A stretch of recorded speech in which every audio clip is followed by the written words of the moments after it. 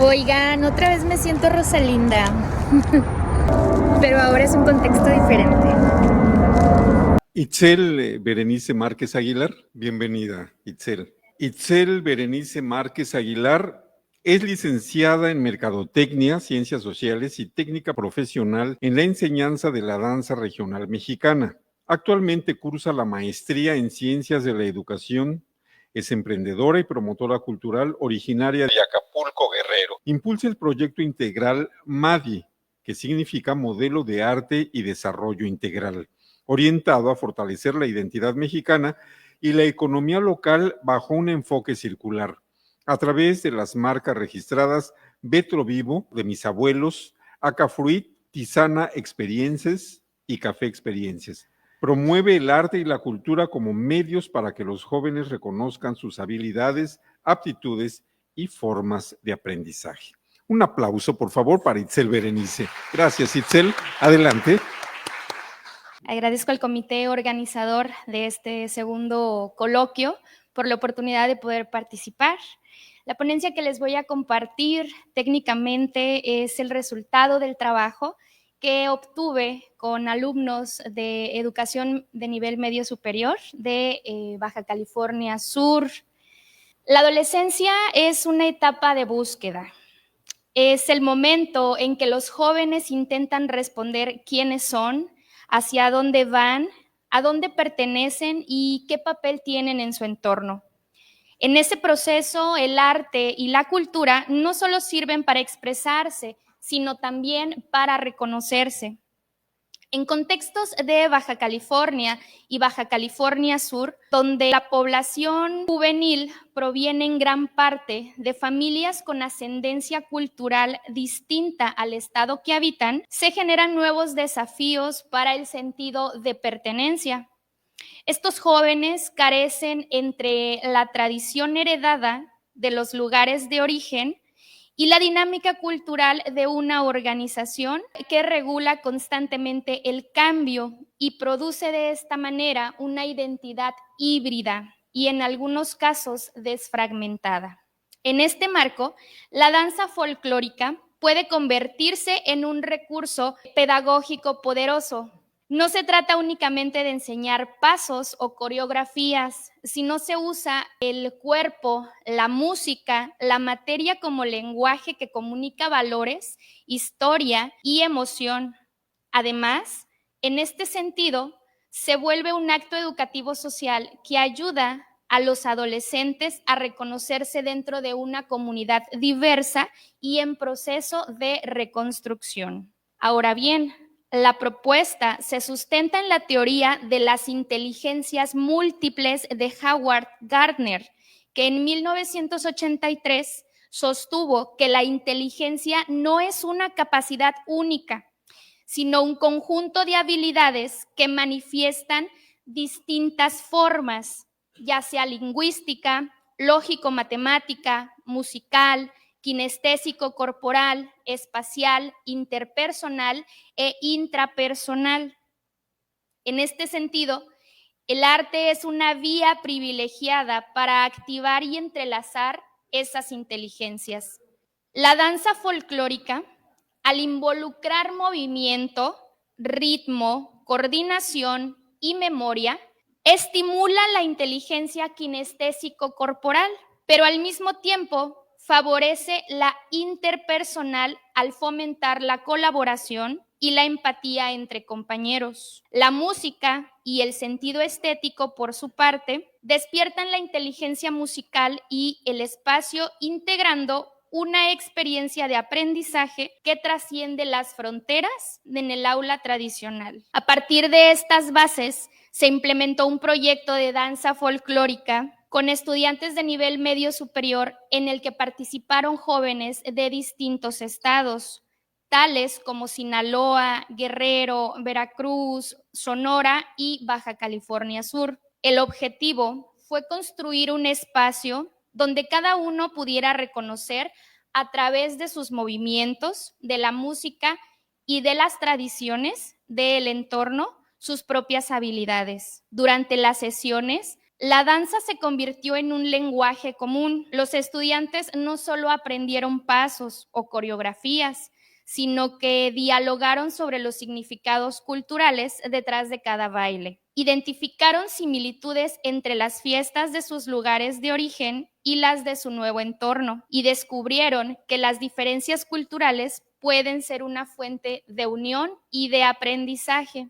De este proceso surgió la creación de un cuadro costumbrista titulado Huella de dos mundos, en el que la participación de estos estudiantes, que no solo cantan y bailan, representaron una narración de tránsito histórico y geográfico, donde las tradiciones indígenas y españolas comenzaron a entrelazarse, explicando la diversidad de la cultura de Baja California Sur. Esto aludiendo a la erección de Baja California Sur y la consolidación del municipio de Los Cabos, que es el 18 de octubre y el 8 de octubre. Este cuadro no solo fue una presentación artística, sino el resultado de un trabajo colectivo de identidad. Y entonces cada ensayo se convirtió en un espacio de reflexión y de autodescubrimiento. Las estudiantes y los estudiantes expresaron cómo a través de la danza se sintieron parte de algo más grande que ellos, una comunidad que valora sus raíces y su diversidad.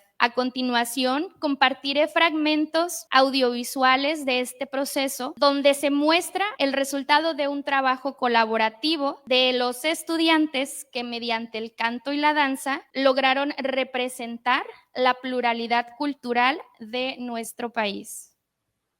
Navegó hasta Veracruz y tras conquistar tierras, su ambición lo llevó a explorar las costas del Mar de Cortés, marcando el inicio de un nuevo capítulo en nuestra historia. Podemos apreciar que no solamente los alumnos que están bailando, que están teniendo esta participación, están desarrollando habilidades, sino que también los que están presentes, los que están como espectadores, porque al final del día hubo una cierta resistencia porque era algo desconocido. El objetivo era llegar al Encuentro Nacional de Arte y Cultura.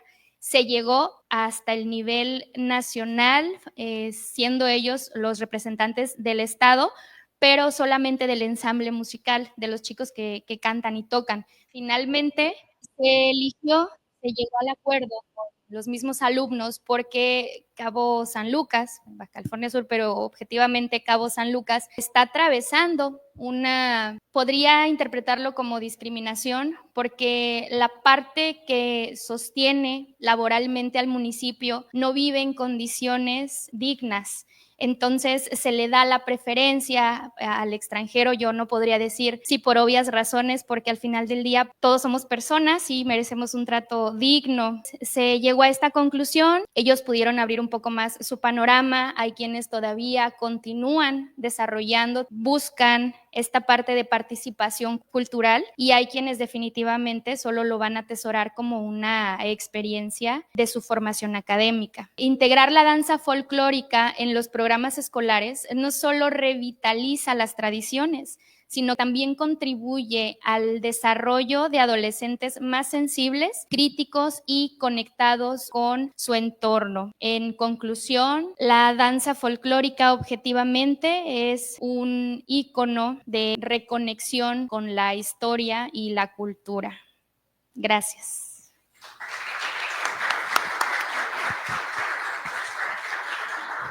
Muchas gracias, Itzel Berenice, si gustas sentarte por acá. Qué interesante esta presentación también, tiene sus elementos de reflexión que llaman mucho la atención. Lo gozaban, yo percibí que gozaban lo que estaban haciendo y creo que de algún modo logró su objetivo, desarrollo de los adolescentes, identificación de los adolescentes. Al escuchar esta música, sea tradicional, sea folclórica, sea de su entorno, sea de un entorno ajeno, tiene esos sonidos que nosotros identificamos como sonidos de la cultura que de alguna manera les tocan sus emociones. Recordemos que la música y la danza o el arte en general es un afloramiento de emociones y creo que sí lo logra, ¿verdad? Desde mi punto de vista. Bueno, hay tantas cosas tan interesantes. El otro aspecto que me llamó mucho la atención es esto de las múltiples inteligencias que tiene el ser humano. Efectivamente, no somos inteligentes unilineales, sino somos inteligentes multifacéticos. Hay personas que son más inteligentes, ¿qué les diré? En el aspecto cognitivo, en el aspecto matemático, pero en el aspecto emocional andan por la calle de la amargura o viceversa, ¿verdad? Pero lo interesante también que me llamó la atención de su explicación es cómo una inteligencia interactúa con la otra. Y eso es precisamente la memoria, ¿verdad? Esa interacción de inteligencias. Y si esto lo llevamos al plano de la tan en boga inteligencia artificial, ¿será que la inteligencia artificial logre esa interacción? Quién sabe, ¿verdad? Pero bueno, la palabra, las preguntas y las dudas las tendrán ustedes. Si alguien gusta preguntar, plantear alguna duda, adelante por aquí, el joven, si gusta decir su nombre, por favor, y le dejo el micrófono a la ponente. Buenas tardes. Hola. Me pareció muy interesante tu propuesta. Muchas gracias. Trabajar con jóvenes, pues eso es muy enriquecedor. Hay mucho campo de trabajo y de donde yo vengo, las preparatorias no cuentan con un taller de danza. Me gustaría saber si el proyecto que llevaste a cabo tiene seguimiento. Antes ¿de dónde vienes? Ensenada. Ok.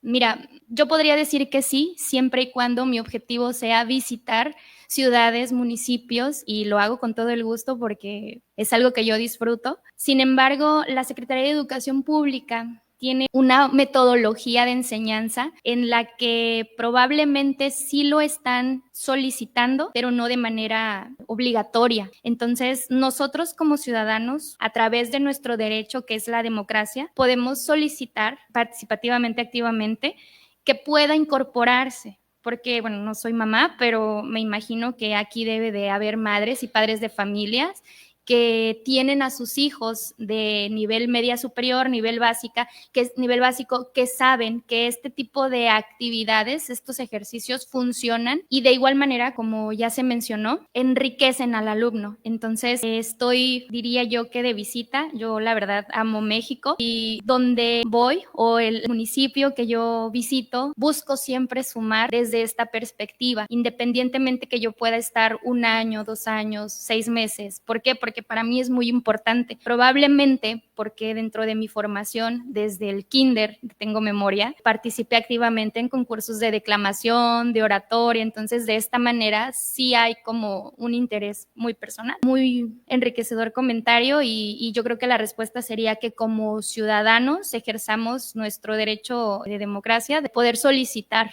a la Secretaría de Educación Pública que pueda incluirlo de manera obligatoria, al menos en nivel medio superior. Por ejemplo, mencionas de que iban al Encuentro Nacional de Arte y Cultura.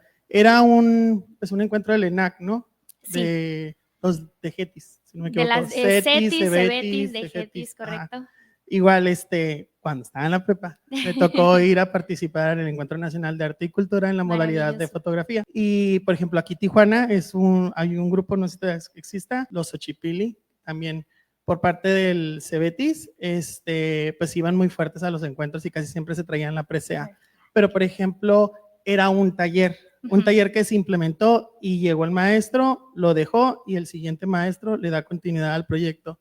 Entonces, esa era mi pregunta, como de, ¿dejaste tu semillita, dejaste algo para que se siguiera fomentando este taller? Sí, por supuesto, yo incluso con el permiso de sus papás, porque bueno, ahorita como son menores de edad, hay que considerar todo lo contemporáneo, tenemos un grupo de WhatsApp, entonces activamente todas las noticias que yo reciba de Los Cabos, se las comparto donde ellos puedan participar. Entonces, sí, definitivamente, esa fue la misión, el propósito y se logró afortunadamente. Gracias. Muchas felicidades y gracias. Gracias. Nuevamente, Raúl Valdovinos.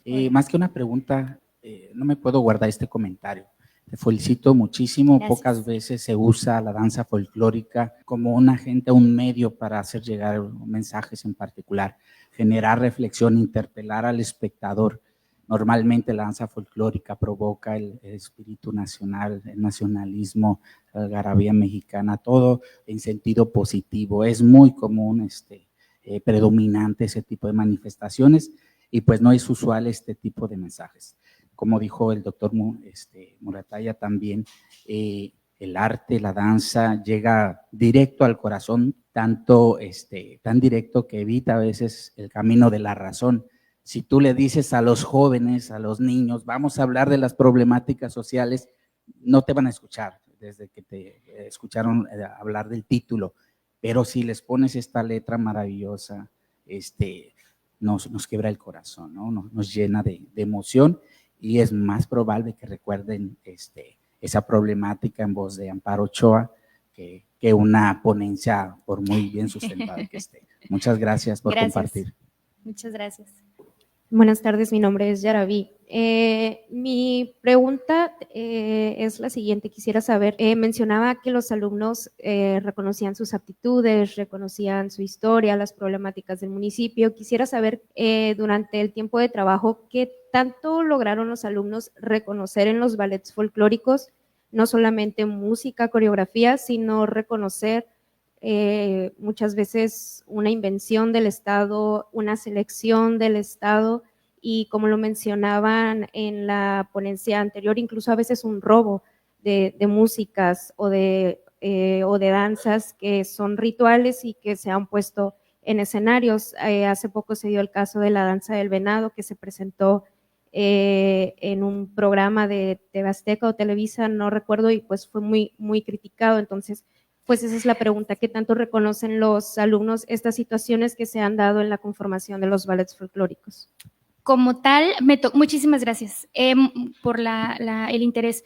Lo dialogamos, lo platicamos y lo que ellos desconocían, primeramente era la música. Lo que sí pudieron identificar con rapidez fue la canción de La Bruja, porque afortunadamente en TikTok, que es como una red social para esa generación, andaba un trend que es básicamente pues una imitación de videos y propuestas audiovisuales, y ellos al lograr identificarla, la vincularon directamente con la película, me parece que se llama Coco. Entonces ellos decían, sí, la que sacó Disney y etc. Entonces ahí abrimos puerta a un mini debate en donde hablábamos de qué tradiciones se ejemplificaban en esta película. La mayoría tiene influencia de, ahora sí que los usos y costumbres del país vecino, que no están nada mal.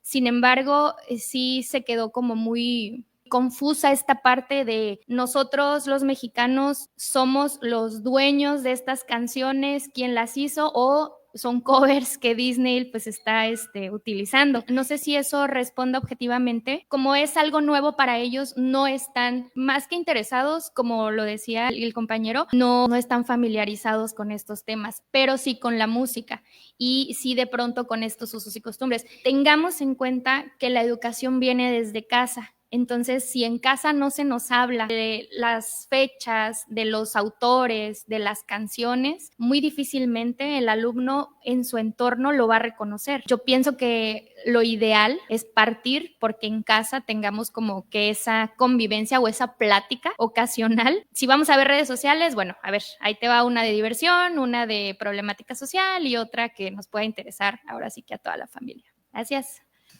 Muchísimas gracias. Qué interesante pregunta hiciste, señorita. Muy interesante. Yo creo que en algún momento se tiene que abrir este debate, que bueno, en muchos espacios se ha hecho con respecto a la danza folclórica y la danza y la música folclórica, o lo que se le ha dado en llamar como danza y música folclórica, con las danzas y músicas tradicionales, que son dos mundos completamente distintos y que a lo mejor uno alimenta al otro. Como lo dijo aquí el joven, la danza folclórica se ha utilizado para ensalzar los valores de una nacionalidad, a veces por políticas de Estado. ¿Tiene ese estigma la danza folclórica y la música folclórica? No, fíjense que no, como que la danza folclórica lo tiene más en especial que la música folclórica. Son también dos campos que se pueden apreciar desde distinto punto de vista. Pero yo siempre, miren, yo la verdad en estos andares de eventos y de debates con con muchos especialistas, con mucha gente que se ocupa de estos temas, hay una especie de señalamiento hacia la danza folclórica como un arte superficial, pintoresco, de oropel, exagerado, que no representa una realidad. Efectivamente, no está para eso. La realidad está en el mundo tradicional. Es como una especie de espejo. Yo creo que también se disfruta un ballet folclórico. Yo la verdad que lo disfruto. Yo la primera vez que fui a ver al ballet de Amalia Hernández, dije, ¡ay, qué México tan hermoso! ¿No? Todo ese colorido, y me lo imaginaba yo así, dije, no voy a ir al Istmo de Tehuantepec y voy a ver esas tehuanas con esas bateas tan grandes de colores. Cuando fui allá no vi tal, cuando fui a Michoacán no vi tal cosa, pero de alguna manera esa exageración de la identidad del nacionalismo, de alguna manera, perdón la repetición, incide en nuestras emociones, como un pez en distintos espacios, saber en qué está uno y no confundir el folclore con esa realidad, disfrutar pero también reconocer que hay una realidad tradicional y que sí debe respetarse. Todas estas cosas de los saqueos, de los robos, es un tema aparte también que se tiene que trabajar, pero es muy aparte. Bueno, ya me estoy robando la ponencia de esta señorita, pero son temas muy interesantes. Pues muchísimas gracias y felicidades por tu trabajo y tu presentación. Un aplauso.